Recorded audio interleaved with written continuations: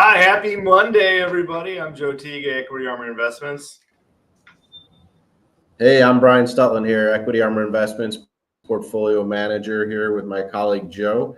We're talking markets. We're talking movement here today. Obviously, market up pretty big to start on the open, and we've got lots to talk about really on our show today. We have our trade of the week. We're talking NVIDIA. Yes, that's everybody's popular favorite thing to discuss, but it's a stock that we have some interesting takes on, and we'll give you our trade coming up at the end of the show. Yeah, listen, Brian, NVIDIA, we had a trade on it last week. It didn't go our way. I still think the chart's looking good for a potential bounce here in NVIDIA. I don't want to miss this, so I'm going to re-up on it. I think there is potential, so stick around to the end of the show. But it's a busy week. There is actually some sneaky important news to get through this week. And for me, we're at a very important point for the market. The market fell below its 200-day moving average decisively, turned around. Now we're coming back up towards it. And the question is, Brian, is this going to be an area of resistance where the market turns around south again, and we're looking at a recession where we're going to see a 20% plus drop in the markets? Or are we at an area where, hey, we had our little correction, now we're going to bounce through, rip through the upside, and challenge all-time highs again? Well, it looks like I would say one level I was watching in the NASDAQ is the 20,000 level here. I thought it was a key level. There's been a clear defined trend channel and an upward movement that I think is sort of an interesting take because it has a lot of similarities to an upward channel that we saw from the bottom of 2020 to 2021. And then we obviously saw a fairly sizable correction in the markets headed into 2022. Very similar pattern taking shape where we've sort of broken this uptrend in technology, which has been such the leader. The big AI play for everybody has really driven the markets higher, but obviously the Mag 7 and those types of names lagging this year has really been a concern. But now we're starting to break back above that 20,000 level, which I think was a key resistance, may start to act as maybe support, and maybe the market's gotten through this and turn around. It is. We are getting through the most volatile time of the year, Joe. We always talk about March being the most volatile time, and certainly we're coming to the end of that, so we'll see what happens. Yeah, well, let's get it going. Let's start the show. Thanks, everybody, again for joining. It's good to be here every week. It's good to talk about the markets. I hope we're bringing something of value to you. If it is important to you, let us know. If you have any questions throughout the show, feel free to drop a comment. We're going to be looking at some charts in a second. So if you got any charts you want me to look at and talk about, just throw it in there. We will do so. But as we go through, we'll share our comments. You want to share yours too. If we disagree, that's fine. That's what makes a marketplace, right? So anyways, let's get going and let's start the show. Welcome to the Trading Zone. I'm Joe Teague for Equity Armor Investments, portfolio manager. And with me, as always, is Brian Stutland. Brian, how you doing? Great. Happy Monday, Joe. Yeah. Where are you trading from today? I am from the great country of the Dominican Republic right now. Money never sleeps. Hop on. Sorry for the jungle background noise, but it is what it is. I still wanted to give my take on the market because I think we have an interesting one, and so I stopped from ravaging through the rainforest to come and speak with you today. Yeah, well, let's take a look at what we got going on this week. Some big events, consumer confidence. I think that could be crucial. Again, this is kind of a sign of a potentially softening consumer. They've really been carrying the economy for a long time. If the consumer in the U.S. softens, the economy certainly will soften. So we want to make sure that consumer confidence doesn't just fall through the floor here. You want to make sure it remains at a reasonable level. GDP final estimate coming out later this week. Maybe that'll be something for some traders, but also the PCE. That's the Fed's preferred look at inflation. That's coming at the end of the week. So some big week, some sneaky data.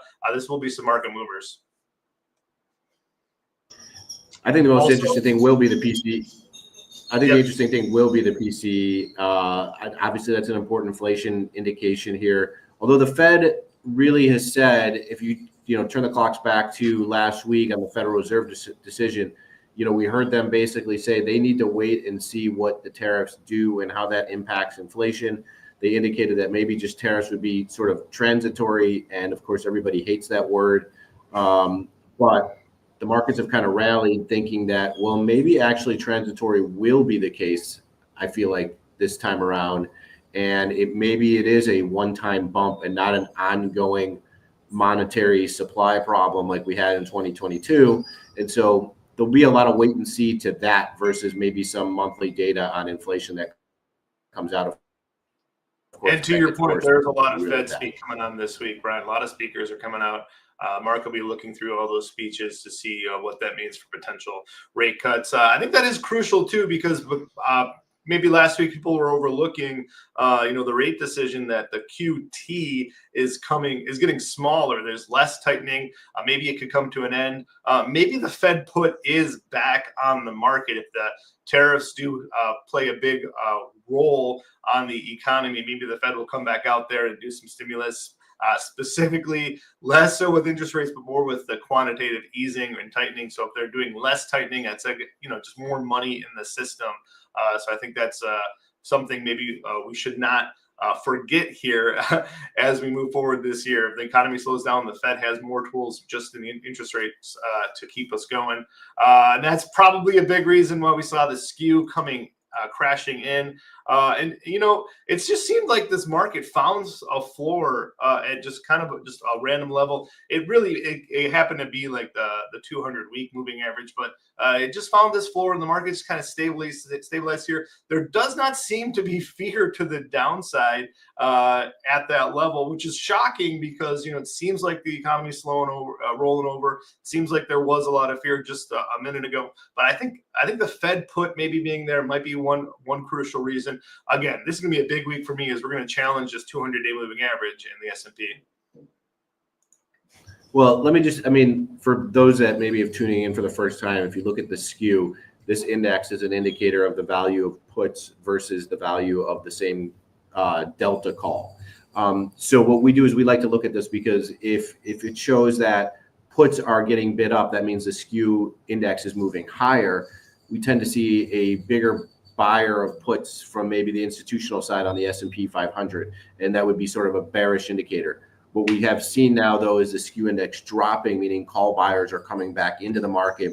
And what tends to happen is this sort of ends up being a leading indicator as a bullish move to the upside. Now, we're not back down to levels that we were, let's call it in 2024, near those lows, but we're sort of making higher lows in the skew index, which means there's still a level of uncertainty and fear out there.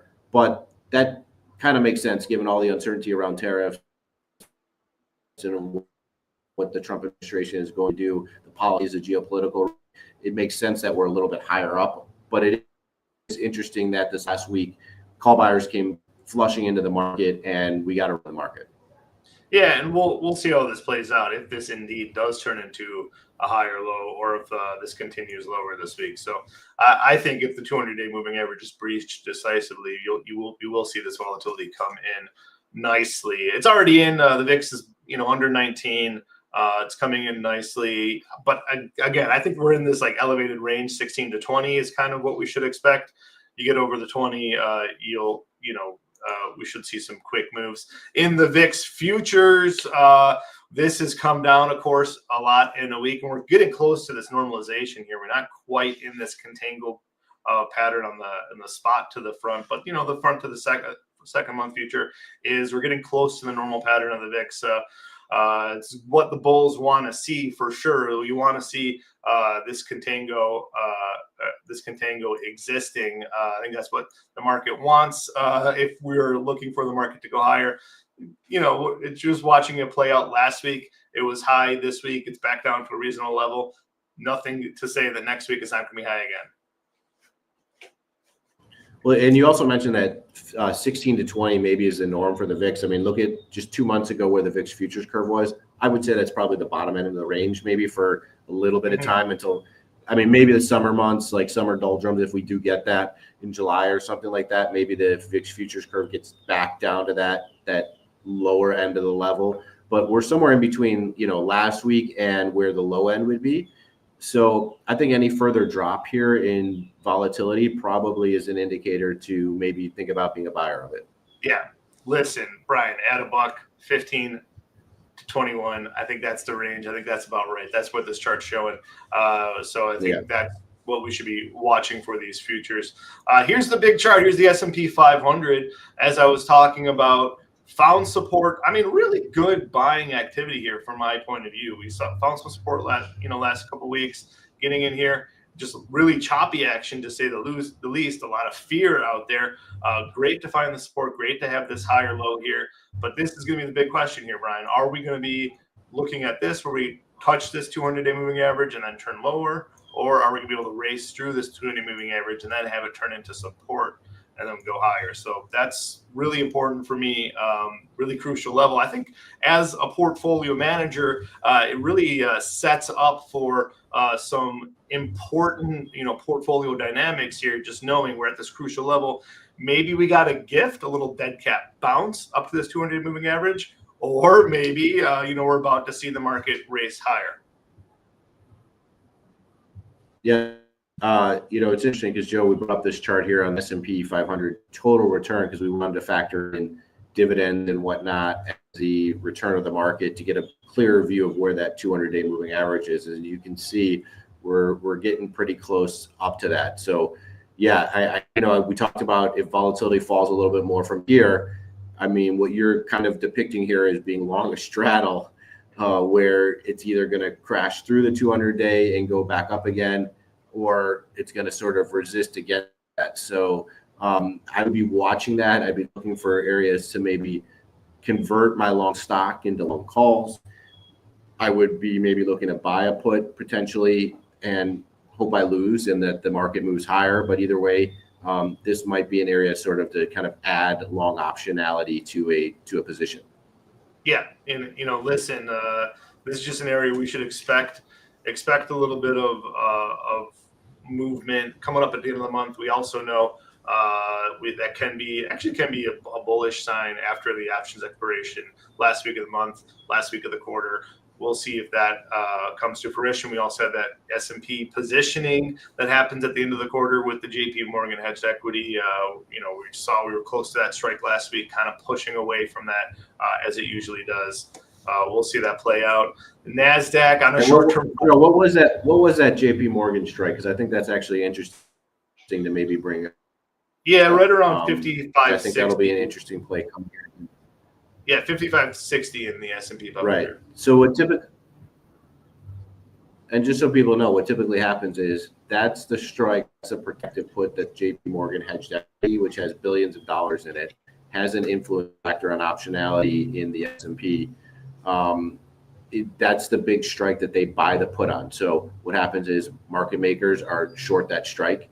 And what typically will happen is that the market, if it goes below that strike, market makers will need to short the market to sort of cover their position. If it goes above the strike, they'll need to buy the market. So they have to negative gamma scalp themselves, sort of, as we say in the option world.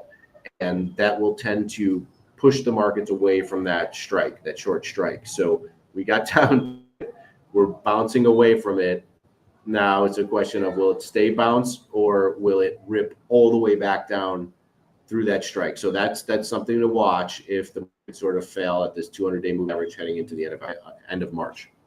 Yeah, and I think our viewers have heard of the gamma squeeze. That's really what Brian's talking about in a nutshell. The dealers have a lot of position, really big position at this at that strike. Pushing through that kind of forces those dealers to keep on selling and selling and selling as it goes lower and lower and lower. So it's just something to watch through, especially as we're coming into the last few days of the month. Absolutely, it's something to watch as we get through. As I pulled up the futures right there live, just taking a look at that. Yeah. Also, here is the QQQ, Brian. We broke that trend line last week really decisively. This is looking really positive to me.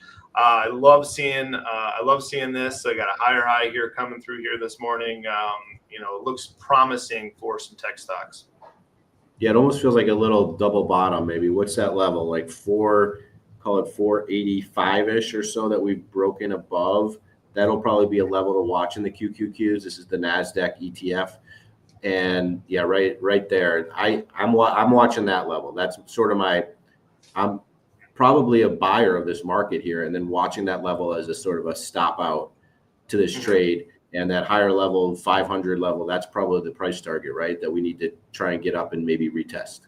That's what I'm seeing. I mean, a patient trade might be to wait to see if it comes back down to this level, get another chance to initiate long. Got a really tight stop there. Momentum trade is to go here looking for this 500. Absolutely, that's what I'm seeing. But we're seeing that across the board. Lots of other tech stocks are looking that. We had Micron earnings last week. A lot of AI trades, which have kind of stalled out in the last few months. The king of the AI trade, of course, Brian, is NVIDIA. And I actually, we all know about NVIDIA. We know everyone talks about how expensive it is, but I want to bring up a chart here and look at how expensive it really is. So this is NVIDIA in black here, Brian, and this is its best PE price in orange. So if we look through here, historically, the best PE price has been a lot higher, especially recently when we've seen a lot of the gains coming from NVIDIA. Yeah, so I mean, obviously PE was very high because people they're not caught up to what the forecasts were, right? The amount of growth that this company has seen really in the last 2 years. So we finally got that. PEs have kind of come back down in line. I think NVIDIA, just from a valuation perspective, is becoming very, very attractive. I was looking at some other just consumer discretionary names like a Starbucks. And even looking at the forward PE, the next 12 months, Starbucks trading at a higher PE than NVIDIA right now. So NVIDIA, really an interesting play from a value point. And I thought I'd never say that, right? A stock that's been up so tremendously in the last, year, let's call it, heading into the beginning of this year. And here we are sitting at, below 25 forward-looking PE on this stock. It seems very attractive. Yeah, and it came down to some lower levels here. Let's take a look at it on a live chart here. It came down under 120. Last week we did another trade on it, Brian. We were looking for a bounce, didn't get it. I think I'm just content going back here to the well here, looking for us to complete maybe this cup and handle here would be really nice. But absolutely getting back to 200-day moving average is what I'm looking at here, and no question, just think it's a reasonable thing to look at in this week. If we do get a positive week, if we do get follow through on last week's, I think NVIDIA a chance to go back to 127 or higher really looks attractive to me to play this with the call options specifically right now. Yeah, using calls is interesting. I talked about getting long optionality in this market with volatility coming back down. And NVIDIA is probably one of those. You couple that with what we showed earlier on the NASDAQ and the triple Qs. If they are to go to 500, I have to believe that NVIDIA participates in that rally. And Joe, you lined up a trade here where, we line up a trade here. This is something that's expiring very shortly, right? This is the end of the week. So we're playing for a short-term continuous rally here. NVIDIA, basically we're looking at the 120 strike, paying $2.20. So it's a little less than 2%. NVIDIA options are expensive, there's no doubt, which means I want to trade around this if we get some market movement, selling an option somewhere maybe to offset the cost. But it feels like the bounce is here, and this might be the right play to play the rest of the week at least on this stock. Yeah, that's where I'm at. I'm in on this. rebounding from last week, getting another trade in here on NVIDIA. I think that's the way to go. Just going back to the well here, because NVIDIA is the powerhouse of the AI trade, and I think I'm not ready to give up on the AI trade. It's really the Mag 7 has stalled, Brian. The AI trade in general has stalled. I don't see it going anywhere, even in an economic slowdown. If anything, in an economic slowdown, the way we're going to look to revitalize the economy is to do some more building projects within AI. So for me, not worried about this at all, and looking forward to a bright future for AI and NVIDIA. Yeah. So again, this is a weekly. So we have obviously a longer term bias here that we feel like NVIDIA's valuation. I mean, that's not going to affect the stock necessarily this week. A short-term trade, one that we will update as the week moves on. So if you have a subscription to our weekly trading programs, where we send email alerts directly to your inbox, so you can act on this, we'll continue to update and send out trade alerts on that in this trade. And the NASDAQ moves around here, and we get closer to the 200-day moving average in the NASDAQ. S&P trading right near there. So this should be a pretty volatile week to be sort of tuning in and watching and seeing how this reacts. But I think this, I'm not saying I'm a gambler necessarily, but if I was going to the casino, I feel like this trade, I have the odds a little bit in my favor here because of the momentum of the breakout in the NASDAQ that we saw this week and the low valuation of NVIDIA being one that will continue to participate with all those other names. Yeah, absolutely. I'm with you there, Brian. Not a big fan of casinos because I like trading, and I like trading when I have edge on my side. I'd love to be the house at the casino, but they don't let me do that when I walk in there. Anyways, it's been a fun week of talking markets with everybody. I am Joe Teague of Equity Armor Investments. Tune in every Monday, 10 o'clock Eastern time. We'll be here. We'll be talking markets. We'll be talking volatility. We'll be looking at all the trades, looking at how to design a portfolio in the landscape. Happy to do all that every week, and it's always a fun time. Brian, you got any final words? Just make sure go check out Equity Armor Investments. Check out our trading program, subscription program. We have some really cool deals working with Tradier. If you sign up with an account there, you actually get 4 months free, and you get all three of the trading strategies for free. Also, for a short time too, one of the trading programs we're offering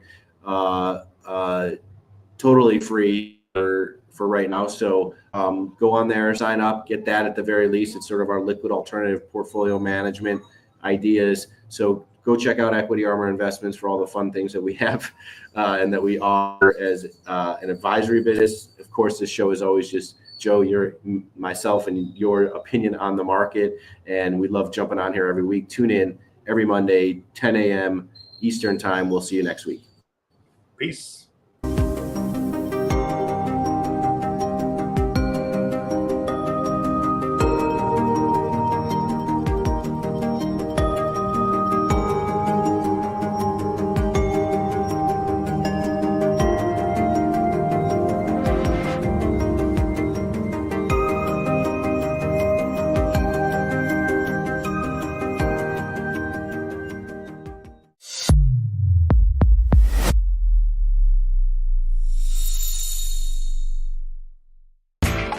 You know how the financial world goes. Here comes the buzzkill. Please make sure to take some time to read this boring disclaimer. We will owe you one.